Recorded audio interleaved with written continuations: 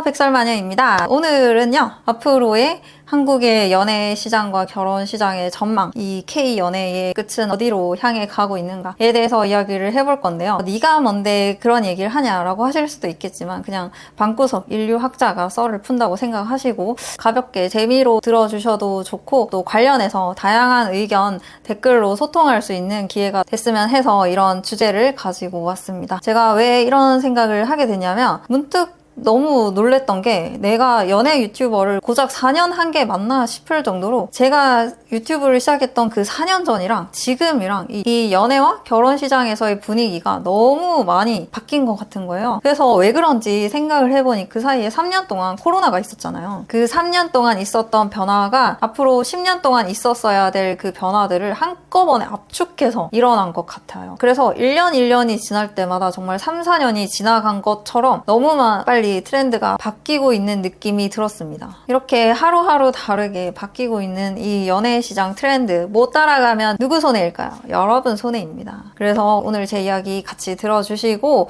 그리고 관련해서 주변에 일어나고 있는 변화와 분위기들에 대해서 소중한 댓글 많이 남겨주시기 바랍니다.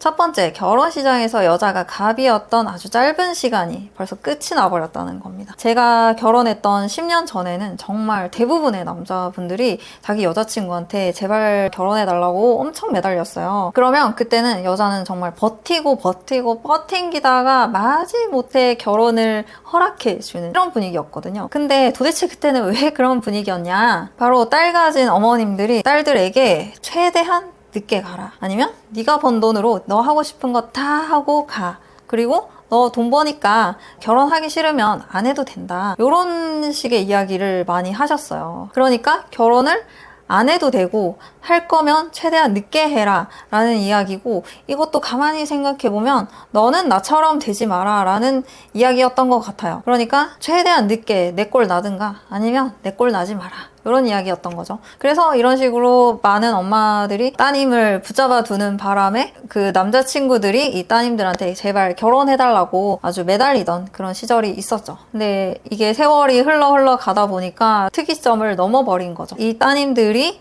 20대에 결혼하던 시절이 끝나고 뭐 30을 넘기고 나중에 33을 넘겨버리는 지경까지 온 거예요. 그러면서 이제 남자친구들의 나이도 35, 38을 넘겨버리니까 이 남자친구들도 이제는 결혼 생각이 아예 사라져버린 거죠. 사실 애초에 연애도 결혼도 남자한테 정말 많이 피곤한 일입니다. 그나마 잠자리를 하고 싶으니까 연애 활동, 즉 뭐 대시나 데이트 이런 걸 억지로 하는 거고, 그나마 2~3번씩을 하고 싶기 때문에 결혼이라는 그런 구속적인 삶도 억지로 감당하는 느낌이 있죠. 그리고 결정적으로는 옛날에는 제사라는 게 있었기 때문에 이 제사의 대를 이어줄 며느리가 필요하셨어요. 그렇기 때문에 제사 때마다, 명절 때마다 온 집안 어르신들이 싱글 남자들한테 며느리를 데려오라는 엄청난 압박을 주신 거죠. 근데 이번에 코로나 3년이 지나면서 그런 게 싹 사라진 것 같습니다. 그러니까 5년 전만 하더라도 딸 가진 집에서는 최대한 늦게 가라, 그리고 아들 가진 집에서는 며느리 데려와라, 이런 게 굉장히 팽팽한 분위기 속에서 묘하게 결혼 준비 기간만큼은 여자가 갑이었어요. 그렇기 때문에 상견례부터 시작해서 프로포즈 이벤트, 브라이덜 샤워, 아파트, 스드메, 예물, 결혼식장, 신혼여행, 이 모든 것들이 최대한 우리 신부님 기분 거스르지 않게 신부님 뜻대로 진행되는 분위기였어요. 신랑님께서 하실 일은 그냥 제때제때 등장해서 결제만 하면 되는 그런 롤을 부여받으셨죠. 근데 이 코로나의 등장으로 인해서 제사가 사라지면서 일단 더 이상 명절이나 제삿날에 온 친척들이 다 같이 모이는 이 행위 자체를 안 하게 된 거예요. 그러니까 며느리 데려와라 라는 이 일가 친척들까지 아예 세트로 다 사라져버린 거죠. 그래서 남성 호르몬이 애초에 낮거나 아니면 나이를 먹어서 남성 호르몬이 꺾인 남자분들이 더 이상 옛날처럼 어르신들 등살에 치이면서 어르신들 눈치 봐가면서 굳이 아둥바둥 여자 찾기 활동을 해야 될 이유가 사라지고 만 거죠. 그래서 이런 어르신들의 개입이 점점점 옅어지면서 연애 시장과 결혼 시장은 훨씬 더 본능에 충실한 곳으로 바뀌고 있어요. 한마디로 일부 다처 현상이 더 강해지고 있다. 소수의 남자가 다수의 여자와 만남을 한다. 지극히 포유류스러운 행동 양상으로 흘러가고 있는 것 같아요. 두 번째, 잘생긴 남자와 잠자리를 경험한 여자들의 숫자가 증가하고 있습니다. 예전에는 많은 여자들이 혼전 순결을 고려하는 척이라도 했어요. 일단 20살 딱 시작했을 때는 그래도 뭐 한 60, 70% 정도는 고려를 했다고. 나는 처음 자는 남자랑 결혼해야지 이런 생각 정말 많이 했어요. 그래서 정말 수많은 딸 가진 엄마들이 일단 딸한테 아까 말씀드렸듯이 너 최대한 늦게 가라 라고 하는 동시에 하지만 그 전까지 순결은 지켜야 된다. 이런 모순적인 사상을 가지고 계셔서 이 땅의 수많은 따님들이 그 긴 시간 고통 속에서 사회적으로는 공식적으로는 혼전 순결인 척 했어야만 했어요. 근데 이제 이것도 특이점을 넘어버린 거예요. 내 아들은 여자친구랑 여행 간다고 하면 뿌듯하지만 내 딸은 혼전 순결이어야 되는 이런 모순적인 시대에도 종말하게 된 거죠. 옛날에는 여자들이 그나마 20대에 시집을 가던 그 시절에는 그 싱글 기간이 뭐 몇 년 잠깐이니까 그 동안만이라도 혼전 순결인 척 해라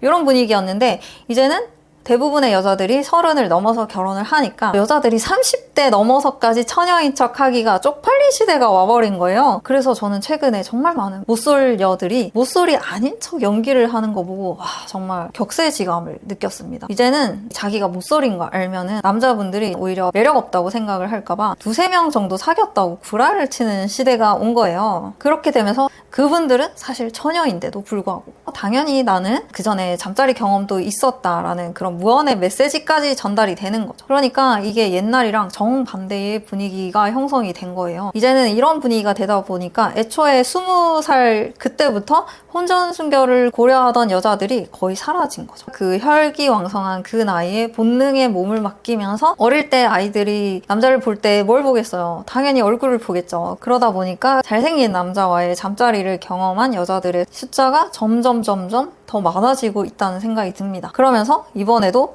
소수의 남자가 다수의 여자를 만나게 되는 이런 빈익빈 부익부 현상이 더 강해지는 요소가 또 추가가 된 거죠. 세 번째, 남자는 기분만 내겠다. 책임 없는 쾌락의 형태를 띤 연애가 늘어나고 있다는 겁니다. 왜냐하면 이 소수의 남자들이 이 다수의 여자들과 일일이 다 사귈 수는 없잖아요. 동시에 양다리 세다리 걸치면서 사귀다가 걸리면 이 여자들이 난리를 칠 게 뻔하니까 공식적으로 평판이 매우 안 좋아지는 그런 위험 부담이 커지는 거죠. 그리고 당연히 이 많은 여자들과 결혼을 하는 것도 말이 안 되는 일이고 그래서 점점 더 계약이 동반되지 않는 캐주얼한 만남, 캐주얼한 동거의 숫자가 늘어날 것 같아요. 계약이라는 말이 어떤 거냐면 이 두 남녀가 서로 만나서 너하고 나, 우리 둘은 서로 딱 한 명이랑만 잠자리를 하자 이렇게 구두 계약을 맺는 걸 세 글자로 줄이면 사귀자가 되는 거잖아요. 근데 이런 걸 하지 않는 캐주얼한 만남이 훨씬 더 늘어날 거라는 거죠. 이렇게 되면 이 소수의 남자들 입장에서는 잠자리만 해도 되니까 굳이 귀찮은 데이트 안 해도 되고 또 다른 여자랑 데이트를 해도 구속당할 일도 없고 그리고 너랑 나랑 이제부터 죽을 때까지 공동 재산으로 한번 엮여보자 라고 사회적인 계약을 맺는 것이 바로 이 결혼이라는 제도인데 이 또한 줄어들 거라는 거죠. 왜냐하면 연애를 하고 있는 30대 남녀가 있을 때 보통은 남자가 여자보다 돈이 더 많기 때문에 남자가 굳이 먼저 결혼하자라고 얘기를 하지 않는 이상 여자 쪽에서 먼저 얘기하기도 힘들거든요. 그러면서 이제 캐주얼한 동거까지도 늘어날 것 같다는 생각이 듭니다. 여기에 플러스로 아까 말씀드렸듯이 제발 좀 며느리 데려와라 라는 소리가 이 세상에서 사라졌기 때문에 예전에 비해서 굳이 결혼 의지가 남아있는 남자분들의 숫자가 아마 반토막쯤은 났을 거예요. 그렇기 때문에 연애 시장에서도 결혼 시장에서도 여기에 참여하는 남자분들의 숫자가 확 줄어들었기 때문에 연애 시장, 결혼 시장에 남아있는 여자분들이 만남을 하고 있는 남자분에게 사귀자, 결혼하자 이런 구속력 있는 이야기를 들을 일이 많이 줄어들지 않을까라는 생각이 듭니다. 자, 소수의 남자가 다수의 여자를 만난다. 그렇기 때문에 이 소수의 남자들은 자기들끼리 경쟁할 필요가 없습니다. 이미 만나고 있는 여자들이 굉장히 많고 앞으로도 만날 여자들이 굉장히 많거든요. 그래서 남자들끼리 딱히 경쟁할 필요가 없기 때문에 내 거니까 건들지 마라 라는 걸 공식적으로 하기 위해서 나 쟤랑 사귀고 있어 라는 이런 공식적인 만남을 굳이 만들 필요가 없어지는 것 같아요. 하지만 이 다수의 여자들은 이 소수의 남자들과 사귀거나 결혼을 하고 싶어 해요. 왜냐면 반대로 이 많은 여자분들은 빨리 이 중에 누군가와 맺어져서 이 경쟁 시장에서 탈출하고 싶은 생각이 들거든요. 하지만 남자분들은 당분간은 이렇게 사회적 구속력 없이 연애 기분만 낼 수 있는 엔조이 관계 혹은 법적 구속력 없이 결혼 기분만 낼 수 있는 동거 관계를 선호하게 되지 않을까라는 생각입니다.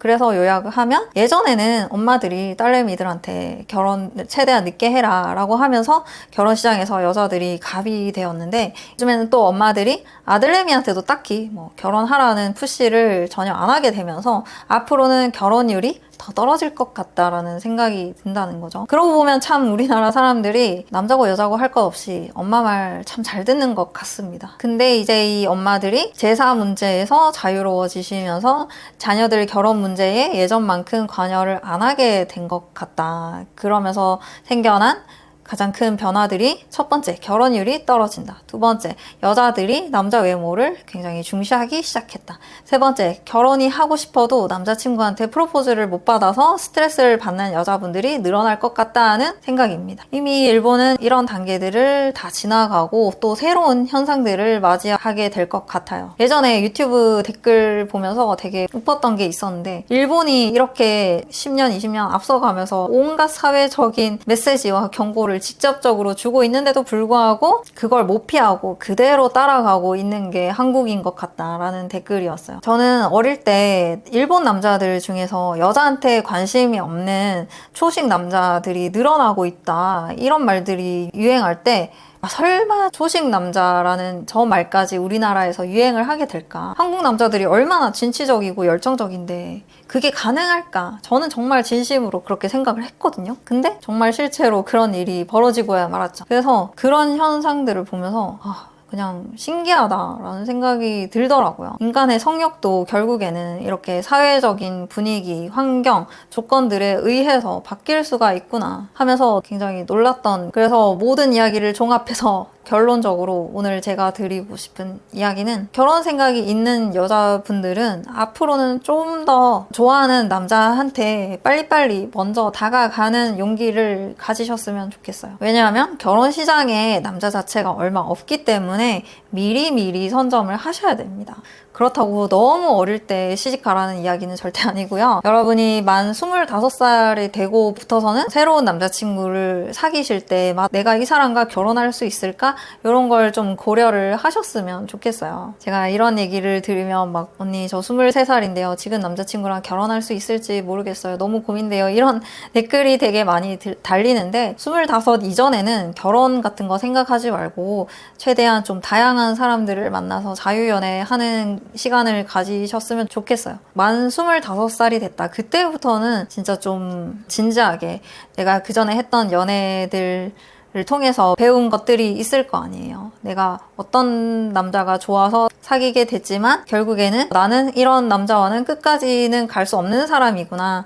그래서 연애라는 게 나 자신을 정말 깊게 알 수 있는 기회라고 생각을 하거든요. 많은 못쏠 분들이 나는 잘생긴 남자를 좋아하는 것 같아 라고 하지만 막상 연애 여러 번 해보잖아요? 그러면 나는 얼굴 별로 안 중요하네? 그리고 또 많은 분들이 그 이전에는 돈 많은 남자랑 연애를 한 번도 안 해본 사람들이 나는 결혼은 돈 많은 남자랑 할 거야 라고 결혼을 해버리면은 후회할 수도 있어요. 그런 남자랑 연애를 안 해봤는데 잘 지낼 수 있을지 없을지 모르잖아요. 그러니까 최대한 좀 다양한 사람들, 잘생긴 사람, 돈 많은 사람, 이런 사람들 다 만나보고 나는 이거 2개 다 가지고 있는 사람 만날 거야 이렇게 하시라는 게 아니라 둘 중에 어느 쪽이 더 여러분과 잘 맞는지를 최대한 빨리 파악하실수록 여러분이 나중에 결혼할 때 나는 어느 쪽 노선을 탈지를 결정할 수 있기 때문에 최대한 그 결혼 정년기 안에 결혼을 하겠다 이런 좀 독한 마음 먹고 결혼 시장에 뛰어드셨으면 좋겠습니다. 오늘 제 이야기에 공감하셨다면 좋아요와 구독 눌러주시고요. 댓글은 사랑입니다. 오늘 제가 말씀드린 이야기들에 대해서 최대한 다양한 의견들 댓글로 많이 남겨주세요. 그럼 저는 다음 시간에 더 유익한 이야기로 다시 돌아올게요. 그때까지 모두들 안녕. 설바.